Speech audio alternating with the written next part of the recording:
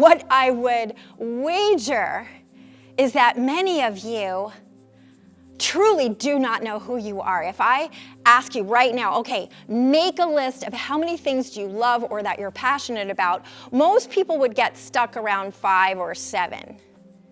We want to extract around 30 different things. Same thing for your skills.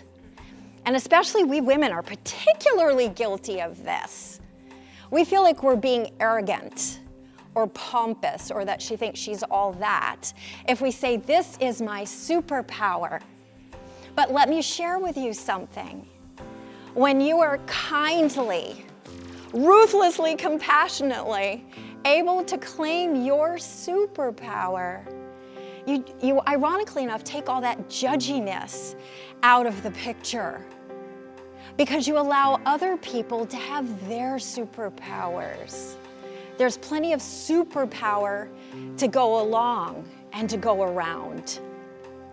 And guess what? When we take my epicness and combine it with yours and yours and yours and yours, the level of impact that we can create as a team, again, not to just do the minimum, not to just settle for good enough, but to say, again, I am showing up deliberately, not because I need to impress you, but because that is who I am. I wear a ring on my finger, not because I'm devoted to the man in my life, which I am, but this is a ring of commitment to myself, to my soulmate, saying, no one, much less me, is going to prevent me from waking up today and doing whatever I can to show up as that most epic version of myself. And oh, by the way, I'd love to do it with you, right? So the first part is to really start getting to know yourself. And that includes, newsflash, the icky, shameful, embarrassing parts of your story.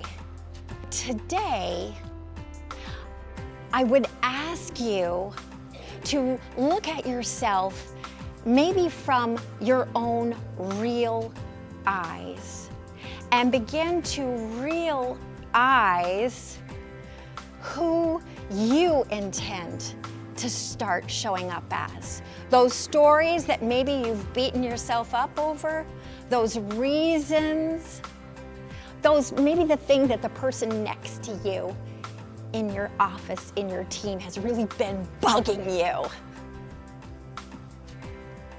How important is that? What's really important to you? Are you going to shape what the experiences in your life mean in your epicness? Or are you going to allow these trivial experiences or these opportunity to grow experiences to define, i.e. limit you? I think one of the worst, saddest things that I see is when people come to the fork in the road and they look back and they realize that when they were in their 20s or 30s, they had a very specific idea of where they thought they would be 10, 20, 30, 40 years down the road. And then one day they wake up and they look in the mirror and they go, oh my God, I'm not at all where I thought I would be. But guess what's worse?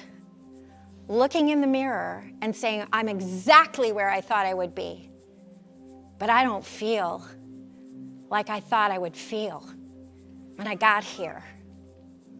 Because what tends to happen in both of those paths is that some people will make a change and start saying, okay, who am I? This is when we get to the recalibrate step, the second step. First you identify, then you recalibrate, you obliterate the things that are getting in your way, making you play small, whatever it takes.